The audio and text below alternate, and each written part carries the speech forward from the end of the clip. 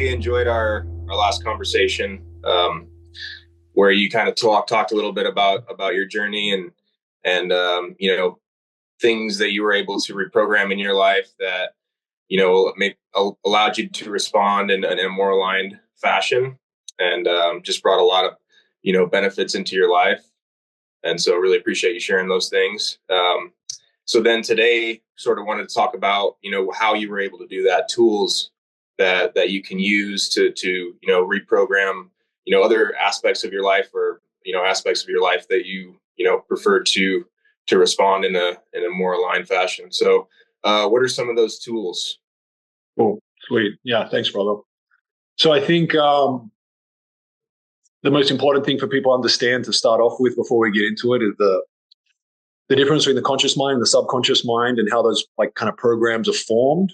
Because once we know how that happens, then we can kind of reverse engineer it and kind of create new programs, right? Kind of like a computer, updating the software, right? And so the most simplest way to think about the conscious mind is constantly taking in data and experiences from the outside world using our five senses, right? And so normally this is very apparent for a new experience. So when you have a new experience, you're taking in that data, right? Whether it's smells, or you're touching something, or you're hearing something, or whatever it is, you're using your senses to take in that data, right? And so, when we were born, that's all that was happening, right? It was new experience after new experience after new experience. And so a lot of our programs got programmed during that time, right? So normally between the ages of 0 to 6 is when a lot of our, let's just say, foundational programs happen. And so knowing that that's the conscious mind, right? What happens is you take in data, and quite literally in your mind, a pathway is formed, right? And when I use the word mind, I think it's kind of an interesting word that people just throw out there, but the mind is the brain at work, right? Right. And so the brain and the mind are pretty much one, right? And so when we are having a new experience and the mind is taking in data, that is affecting the brain. And so the brain is literally creating pathways, right? And when those pathways are being created, when we're taking in those new experiences, a chemical is also released. And those chemicals are what we refer to as feelings and emotions, right? And these are really the anchor of these pathways. Without a deep enough feeling or emotion, the pathways don't hold, and they just pretty much prune off and they're gone, right? An example would be most people can remember where they were when 9/11 happened, right? The reason for that is because it was a new experience for everyone, right? And it came with a really deep emotion, right? But if everyone can remember that, why can't everyone remember what they ate for dinner 3 nights ago? Right? And that's where the subconscious mind comes into play. So once you've experienced something again and again and again and again, like dinner, right? How many times have you had dinner, right? Then the conscious mind no longer really needs to be there, right? And the subconscious mind can take over. And so the reason that we don't remember 95% of the things that happen in our day is because the subconscious mind is working roughly for 95% of the day by the time that we're 35. So that's a really cool study that came out that says pretty much that. By the time you're 35, the average person spends 95% of the day in the subconscious mind. So, you don't think about brushing your teeth. You don't think about how to drive to work unless it's the first few times that you're driving to work, right? Now, the subconscious mind isn't a problem. It's not the enemy. It's a really beautiful thing. It would suck to have to think about picking up your toothbrush and putting the paste on there and then use it. To have to do that every single time wouldn't be fun, right? And so the subconscious mind is super cool, but we have programmed things that are no longer serving us. And this is where this conversation is going to go now, right? So the things that serve us, yeah, man, keep them, dude. Subconscious mind is working great. But the things that no longer serve us is what we're talking about. How do we now reprogram these things that we no longer want, right? I think some people, when they start going down this road of awareness and mindfulness, are I have to be mindful 100% of the day. And that's just not reality. That's just not the case. And so for me, it's not about being mindful or aware 100% of the day. It's about reprogramming so that even when I'm not aware, even when my subconscious mind is working, it's thinking things, doing things, and feeling things that serve me, right? I think that's the coolest thing, right? And so let's start kind of going through the tools. So I would say that for me, the two most important things that have helped me is obviously awareness, right? So you need awareness. Without awareness, you can't reprogram, meaning that let's just also think of awareness as the conscious mind, right? Or like the observer, right? The observer of the conscious mind in a way, right? And so I'm here and now. I know that I'm here and now, and I'm observing what is here and now, right? So if I'm feeling something, my body may be feeling it, but I'm observing the feeling. If I'm thinking something, I'm observing the thought. This is what I mean when I say awareness. So that is key. Otherwise, it's impossible to change what is happening here and now if you're not aware of here and now. Cool. So you need that. How do you get that? Everyone has it. It's not like something you get, right? Everyone already has it. You've already experienced it. I think that's a cool thing to understand, right? Everyone has already experienced awareness. Things that can help cultivate it is meditation for sure, right? And meditation is something that I think a lot of people either think is like woo woo, or it's like, oh, I can't do that. I'm not good at that. All of this stuff. But I mean, I was for that. Huh? Or I don't have time for that. I'm too busy. I don't have time for that, right? All of this shit, dude, right? And so it's like, what I say to those people is like, I wasn't good and you weren't good at like walking. Like when you tried to walk for the first time, you didn't walk, right? Like you didn't, just didn't happen. If I wanted to play soccer, I would be horrible the first time I got on a soccer field. And so meditation is a skill. It's like any other skill, right? It's something that if you haven't done before, don't expect to be good at it. And also don't expect for it to change your life the first time you do it, right? Just commit to it as a ritual. This is something I'm going to commit to for the rest of my life, and I'm just going to do my best. It's all you can do. I'm just going to do my best, right? And the goal of meditation is to bring more awareness into your life, essentially. Is that what? Correct. Yeah, right. And so it's like most people struggle.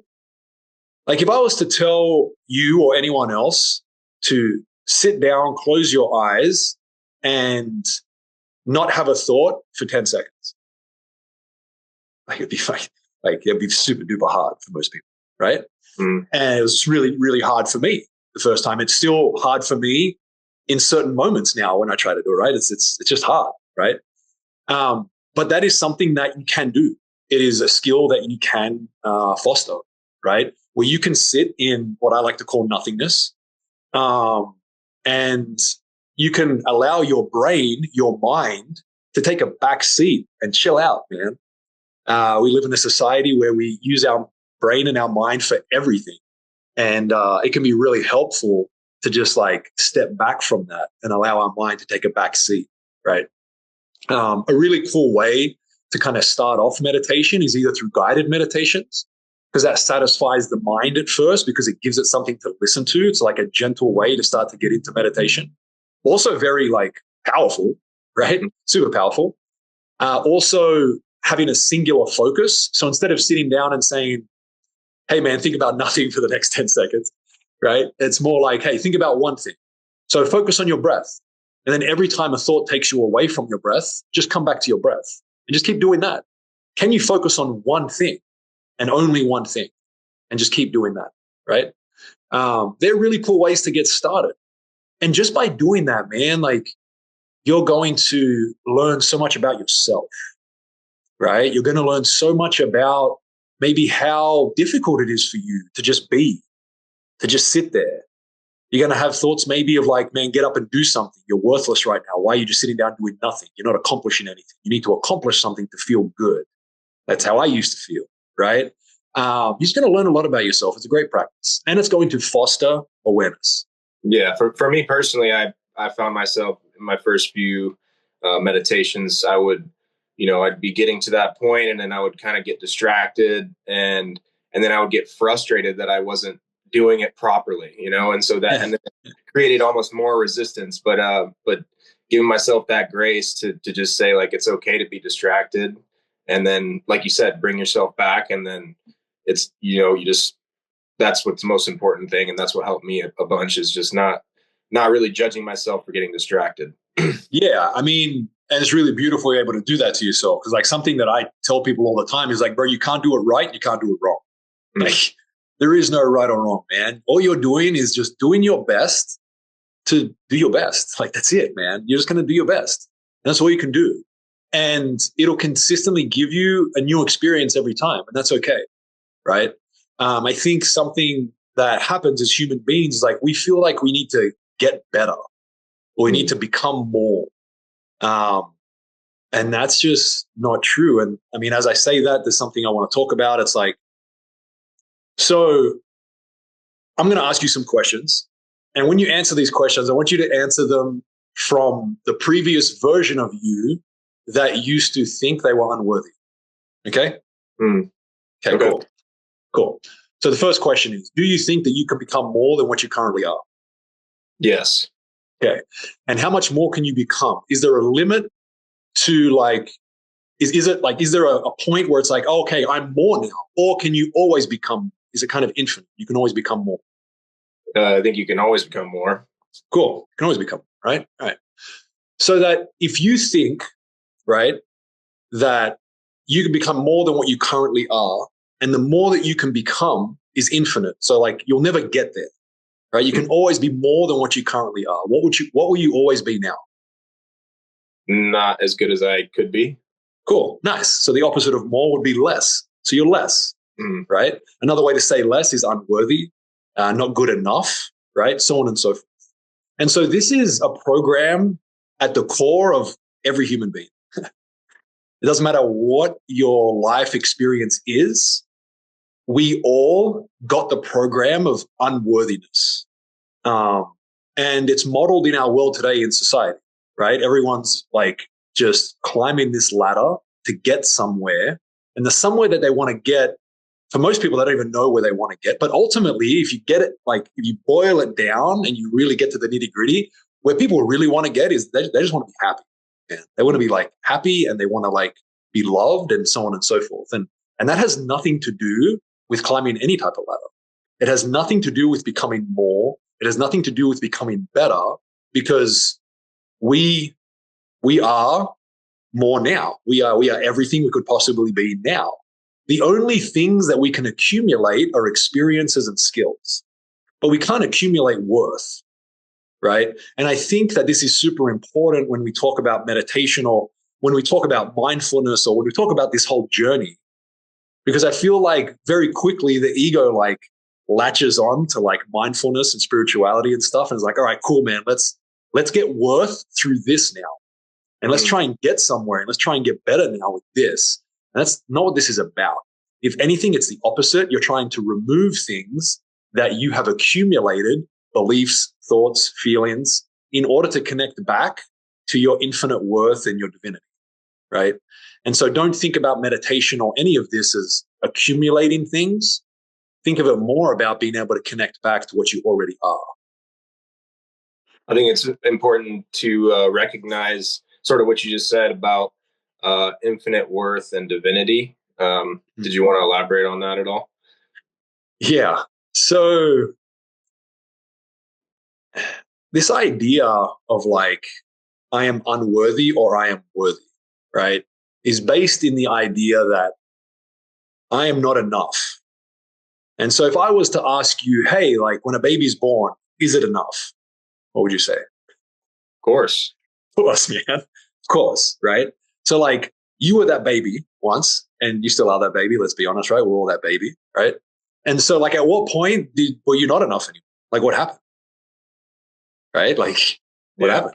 Right? Okay, cool. So you were always enough from the beginning, but then something happened, and that something that happened was a belief that all of a sudden I'm not enough anymore, right? And so ultimately the belief isn't us. We already were before we had the experience that created the feeling, that created the belief that we weren't enough. So we already were enough, we'll always be enough, right? And so the only thing we need to do now is bring awareness to those beliefs, reprogram those beliefs that allow us connect back to our infinite worth and our divinity. And divinity is the realization that we came from the divine. I mean, everything came from the divine, right? Like everything is interconnected. Everything came from source. Whatever you believe in, man, believe in one God, believe in 100 gods, believe in no God. Ultimately, energy has a source and we came from a source, right? And so, and that source is divine. And if that source is divine and it created us, then we are divine. And that's pretty much what I mean when I talk about infinite worth and divinity. Appreciate that. Yeah. And so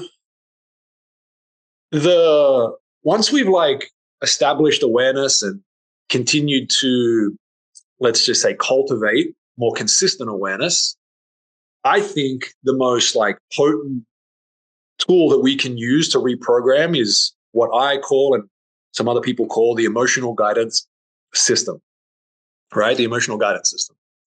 And the reason I think this is so potent is because if we spend 95% in the subconscious mind, the programs are in the subconscious mind. And it's called the subconscious mind because it's subconscious, meaning that like it's super hard to be aware of it, right? Like when you're in it, you're not aware, right?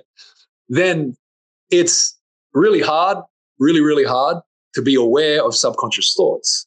But the thoughts have a feeling that is attached to them. And so the feeling is something that your physical body feels and is something that you can bring awareness to, right? Let's use the feelings of like anger or frustration. Can also use the feelings of like happiness and joy. And we'll get into that side too, because most people just think about, bringing awareness to anger and frustration and stuff like that and reprogramming that. But again, the other feelings can also be programs, right? But, let's say, for example, I'll go back to the example I gave you the first week, right? When the dishes, right? And so I walk in the house, I see the dishes, and I had a subconscious thought, but I wasn't aware of the subconscious thought. But preceding that was just like this feeling of like anger and frustration. So I became aware of that. So the emotional guidance system is using your emotions as guidance, right? And realizing that anytime you're feeling something that doesn't feel aligned, it is because you are believing something that is not true.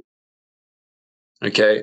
And if we can bring awareness to that feeling, give ourselves the space for the feeling to pass, just like a passing cloud.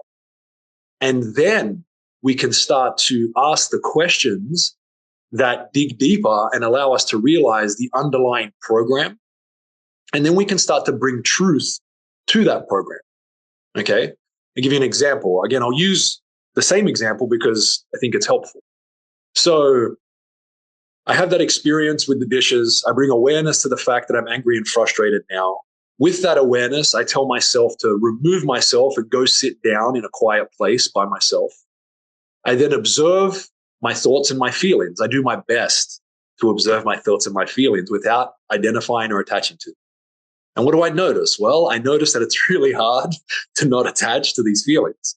And so I go up and down, man, like a yo-yo, dude. I attach, I detach, I attach, I detach. I observe, I become the feeling, and just this thing, dude, that keeps happening. But I sit there and I stay there. And it's kind of like what I said before, like bringing your awareness to your breath, the one thing. And so in that moment, all I was bringing my awareness to was being the observer. Just let's be the observer. Let's just be the observer, right? And so then I was the observer for enough consecutive moments to where the feeling had no power anymore. The beliefs had no power anymore because I wasn't attaching to them, and they passed and they were gone. And my body came back to what felt like a very level, balanced place. And those thoughts were no longer clouding my mind. And so then when I got to that place, I asked myself what I think is one of the most powerful questions that any person could ask themselves. And that is, what must I have been believing in that moment to make me feel that way? Right? Yeah. And so I asked myself that question. The first thing that comes up is, well, I must have been believing that, like, Kat, who's my wife, Kat knows that I want the dishes done and like I care about the dishes and she doesn't do them. So she mustn't care about what I care about. Right. Or you. She must not care about you. I care about me. Right.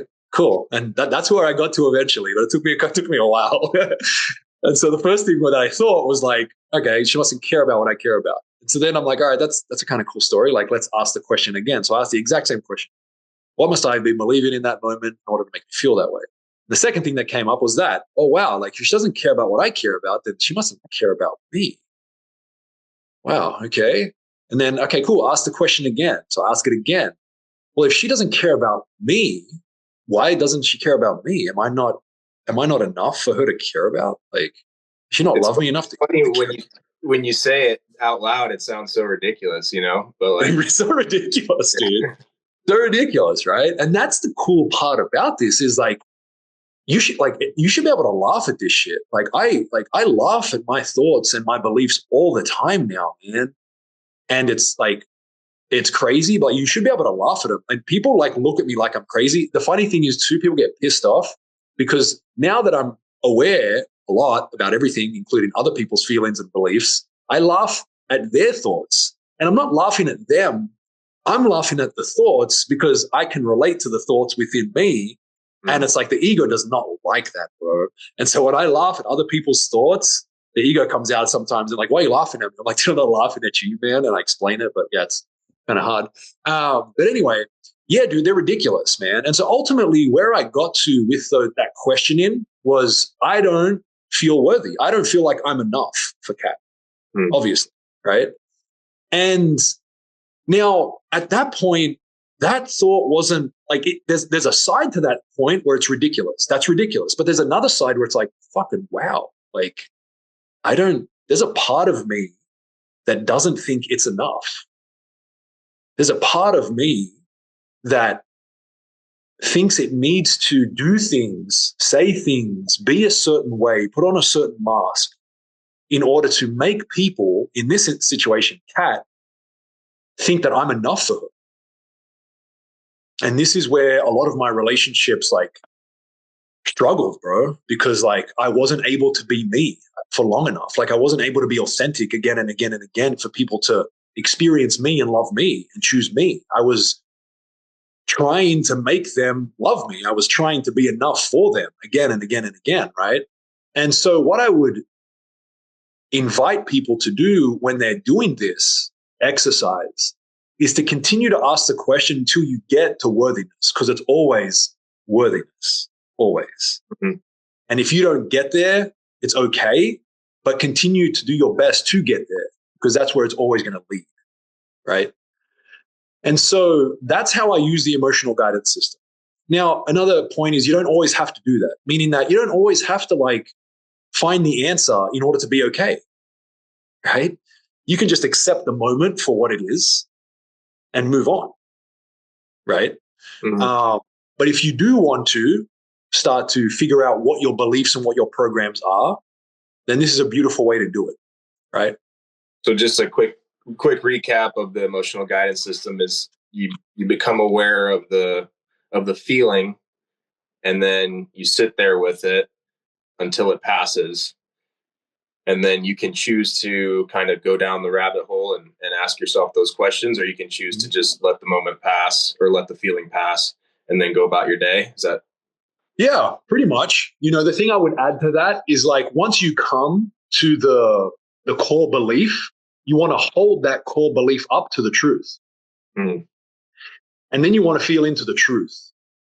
And you want to really, really feel into the truth. Like we said before, the emotion and the feeling is what reprograms, right? And so if I realized in that moment that I have a core belief, or there's a part of me that has a core belief of this unworthiness, then I want to hold up the truth that I am worthy, infinitely worthy. And I want to feel into that. What does that feel like? Right? What does that feel like? And I want to allow my body to feel that. Now let that take over my body. Let that run through my body. Let that ignite thoughts in my mind, right?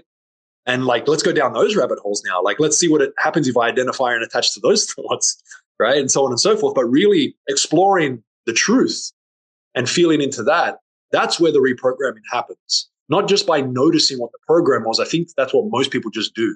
Most people just like, oh, it came from here. It's like, that's great.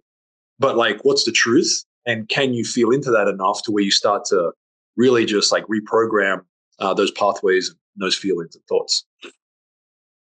Yeah, so something I sort of struggled with using the emotional guidance system is, becoming aware of the negative feeling, and then I would get stuck in the loop where I wouldn't want to feel that way, Mm-hmm. and I was aware that I was feeling that way, and I wouldn't want to feel that way. So, Mm-hmm. and then I found myself in this kind of loop of even more resistance because I was resisting feeling the bad feeling, and Yeah. so I struggled with that for a while. And I don't know if you want to talk about that at all, but Well, let's get you talking about it. So then what happened? yeah, no, I mean, for me, I was just what I found helped tremendously. It was just, sitting and understanding that it's okay to feel that. And Mm-hmm. then as soon as I accepted that concept, it's okay to feel these negative feelings, then it was just like, pretty much Yeah. disappeared. Why do you think that helped? I think like I said, I had that resistance to the feeling. Mm-hmm. I was aware that I was feeling that way. I didn't want to feel that way. And then, so it just created more resistance instead of that second one where I had the resistance. I just had the acceptance instead of that feeling. And then it's amazing what happens when you just accept. Yeah, it's like trying to like swim upstream. Right? It's like, all right, bro, like good luck, man. Have fun with that, right? It's way too much resistance. But as soon as you let go and just float on down, it's like, all right, man, this is really easy now. This is cool. Like I'm just going to get to where I'm going to get to. There's another thing, right? Having trust that the stream is going to take you where you're supposed to be, right? Otherwise, all you're going to want to do is resist. If you don't trust, if you don't have faith, then all you're going to want to do is try to control and try to resist. But yeah, you bring up an awesome point. Accepting the here and now, allowing the here and now, it's okay. It's okay, right? Is one of the most powerful tools that we can have, for sure. So emotional guidance system, Mm-hmm. pretty much covered that, I'd say. Yeah. Yeah. Next tool. Yeah, dude, I got tools. Cool. Next tool. So we ultimately the most, let's say what's the word I'm looking for? The most predominant way that we created programs is through repetition, right? So we experience something again and again and again, and we felt the same way about it again and again and again. And eventually we really solidify that neural pathway, right? So the most, let's just say, predominant way that you're going to reprogram is through repetition. Okay. And so that means having that experience that we just spoke about, right?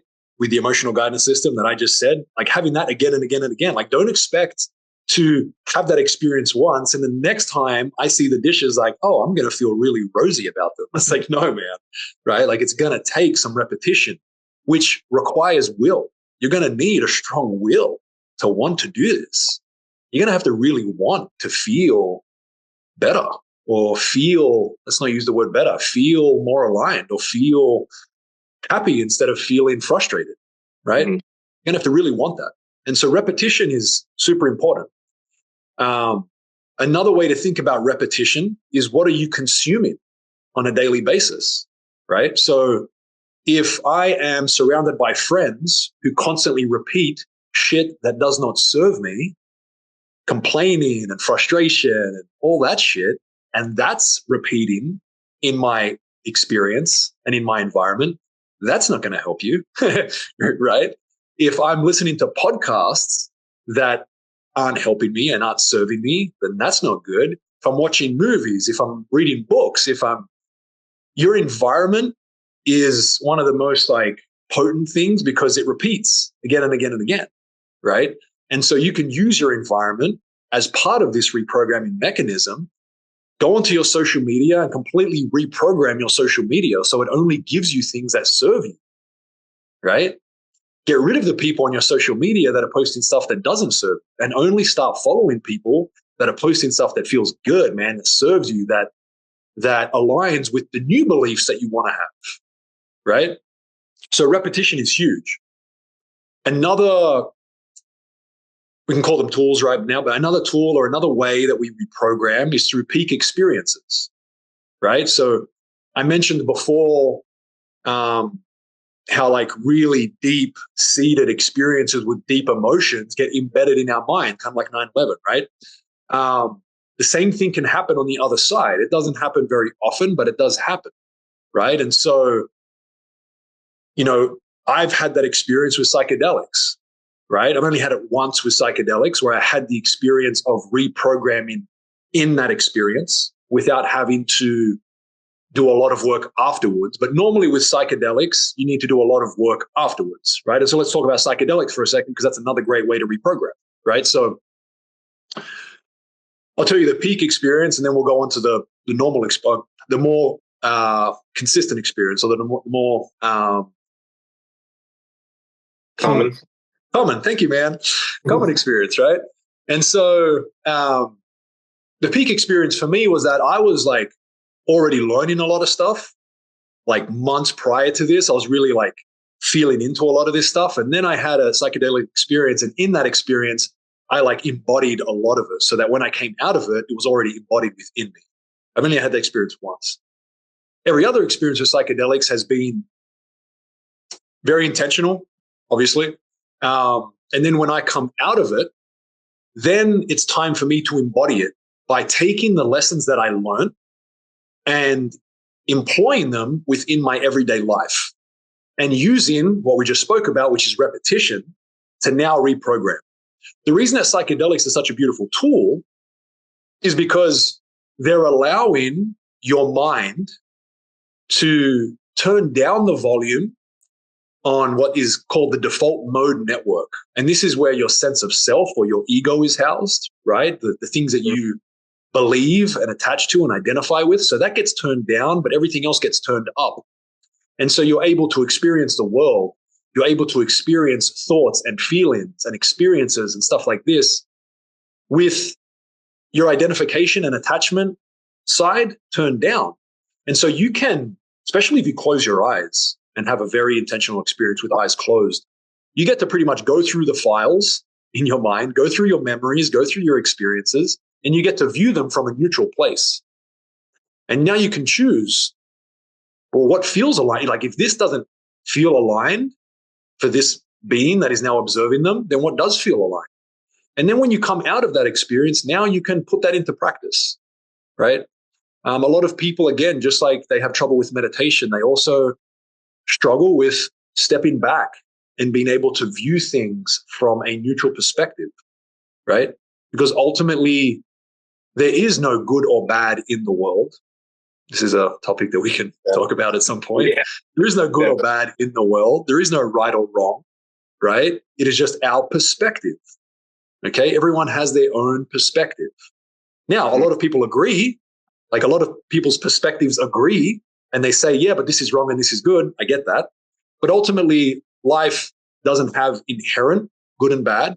And so, a great example for that is like everything that I think is good or bad isn't what you think is good or bad, right? So on and so forth. Mm. Sweet.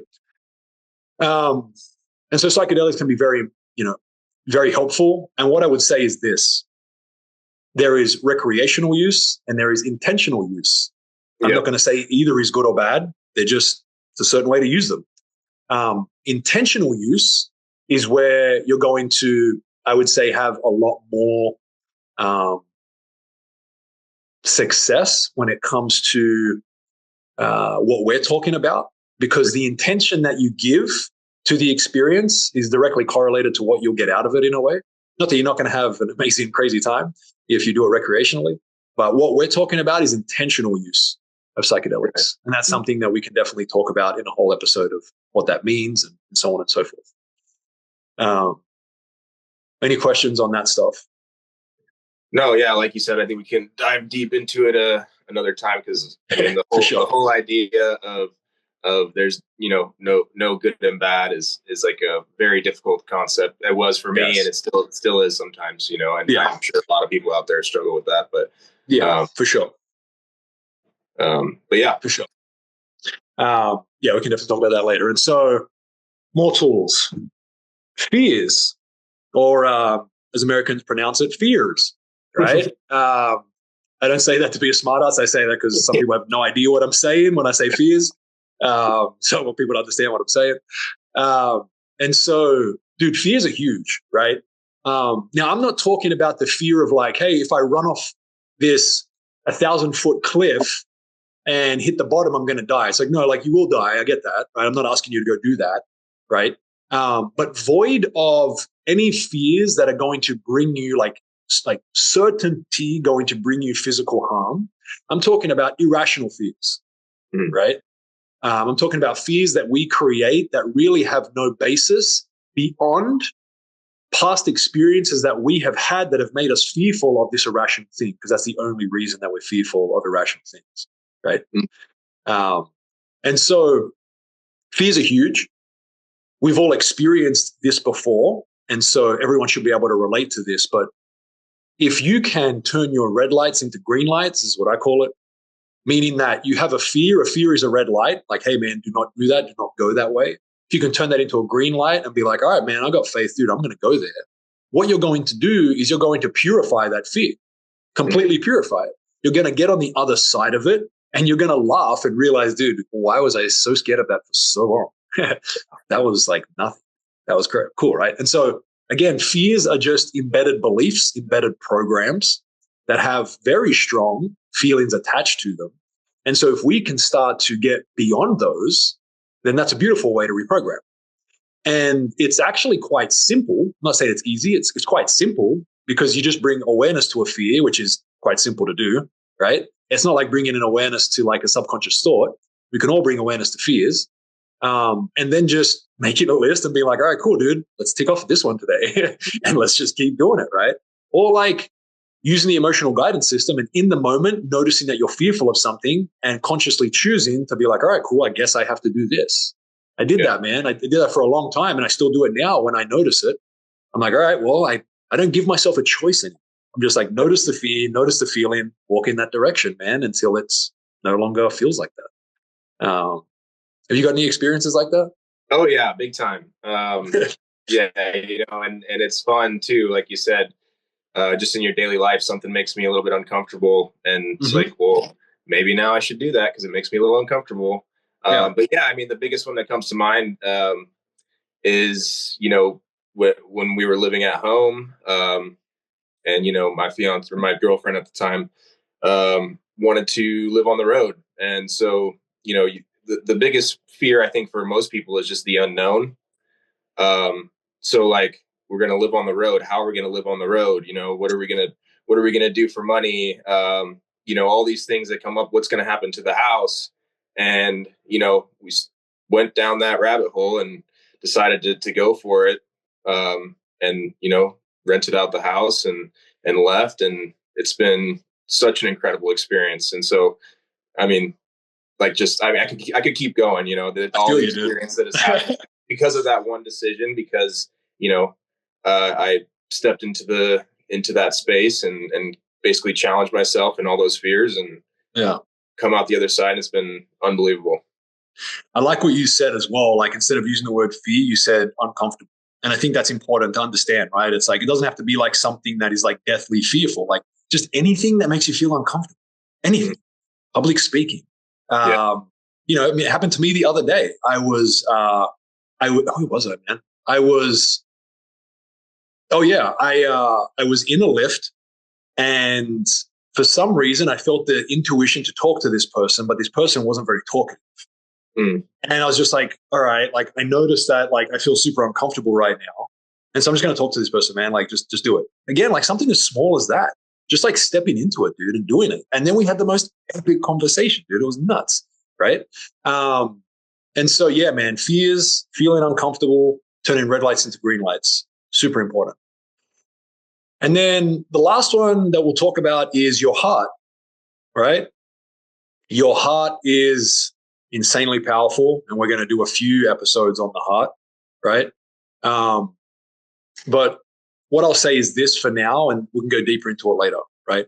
A lot of people focus on the mind, thinking that the mind is in charge, right? And what I'll say is this. There's a lot of science out there. I'll keep it simple. So the heart and the mind, or the heart and the brain, are in constant communication. 80% of that communication goes from the heart to the brain, 20% from the brain to the heart. So your heart is communicating with your brain much more than your brain is communicating with your heart, firstly. Secondly, anything that creates electricity also creates a magnetic field. Your brain creates electricity. That's why when you hook up your brain to the EKG, whatever it is, right, you get the brain waves, right? When you hook up your heart, I can't remember EKG, whatever it is, dude. You hook up your heart, you get your heartbeat. Yeah. All those things, that's electricity. Anything that creates electricity also creates a magnetic field. So your brain creates a magnetic field. Your heart creates a magnetic field. Your heart's electromagnetic field is thousands of times bigger than your brain's, right? And you can view that as like a field around us, because it literally is a field around us. Yeah. And it's energy, and it's receiving information and giving information, right?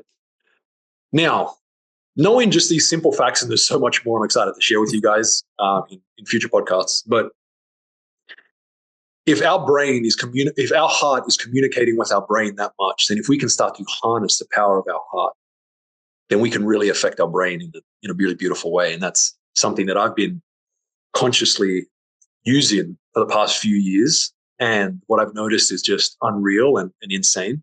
But yes, you can reprogram your mind through your heart. That's beautiful. Yeah, crazy. And so those are, I would say, what I have come across as like the most potent tools to be using in order to reprogram. Again, it may seem like a lot for some people at first, and it's not like you have to try all of them, but hey, man, start somewhere, right? Like right. If you're just coming down this road and, you're not really far along it in regards to mindfulness and awareness, cool, man, start off with just like meditation and go from there, or, whatever feels most aligned for you. Like when you're hearing this, whatever made you go like, wow, that feels cool. Start there, dude, and see what happens. Awesome, brother. Well, thank you for sharing.